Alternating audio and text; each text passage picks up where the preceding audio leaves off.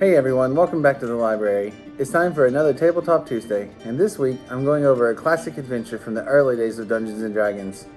We discussed recently how to convert classic adventures to 5th edition, so this week I want to give you a suggestion for one to try out if you're interested in bringing D&D history into a modern setting. The module we'll be looking at today is Dungeon Module T1, The Village of Hommlet. A module, for those of you who may be unfamiliar with the term, is designed to fit into any campaign. This particular module is designed for the world of Greyhawk and does fit in with that setting canonically, but it can be easily changed around to fit into any world that you're playing in by changing some names around or the background in the background section to fit your game. So what is the Village of Hommlet and what makes it so interesting to a group of treasure-seeking adventurers? Let's take a look. Situated in the southeast of the town of Verbobank in the Flanaeus, the central region of the continent Auric, lies the Village of Hommlet. This tiny village in the Verbobank countryside would not seem like much of a stopping point for adventurers. After all, the town not far from them is much larger, with surely more lucrative opportunities. However, Hommlet is haunted by its history. Roughly a decade ago, Hommlet was a peaceful, thriving village where the citizens lived happily. Some thought life there was too happy. Before long, bandits and other raiders of ill repute began moving into the area. In time, a new settlement of evil-minded beings developed only 6 miles from Hommlet. The town of Nulb attracted an evil cleric at this time who built a chapel there.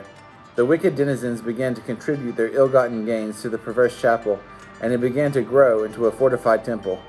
Thus, the Temple of Elemental Evil rose up from the swamplands of Nulb. The temple servants made the lives of Hommlet's villagers and everyone else for leagues around miserable.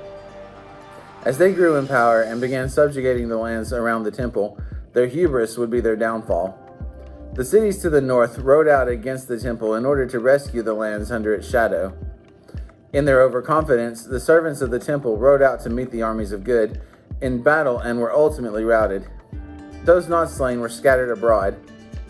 So complete was the victory of the armies of Verbobank and their allies that within a fortnight the temple was torn down to the ground, returned to the swamplands from which it rose. For a time, heroes would come by to slay wandering monsters or brigands. Some would even venture into the ruined moat house that was once part of the Temple of Elemental Evil's extended network of fortresses to seek fortunes. In time, there were no monsters to fight or bandits to capture, so peace reigned in Hommlet once again for many years. However, evil never dies, and whispers of robberies and murders have begun to circulate from Hommlet once more. Many connect the disappearances and rise of crime to stirrings in the old moat house ruins. As the mayor sends out a call for assistance, rumors of glory and riches waiting to be found within the ruins outside of Hommlet have mixed with half-truths and spread out to all corners of the Flanaeus.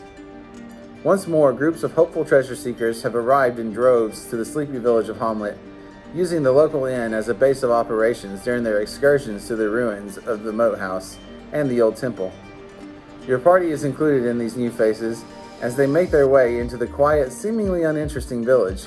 The fun thing about classic adventures is that they provide you with the building blocks to the adventure, but they don't lay out any particular storyline except for some background information. It's designed to be an open world. The module is full of NPCs that have their own varying personalities and motives, helpers, hinderers, spies, and honest villagers caught in the middle of it all.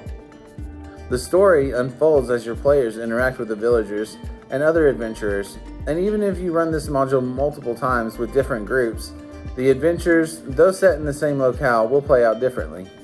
Uncover the sinister secrets that lie beneath the ruined moat house and find riches and glory therein, or a grisly tomb. This module is a good fit for any early level adventures, but it's also a great launch point for a campaign set in Greyhawk. So give it a try if you're interested in running this early D&D treasure. Alright, that's all I have for you guys today, so thanks again for watching and we'll see you next time.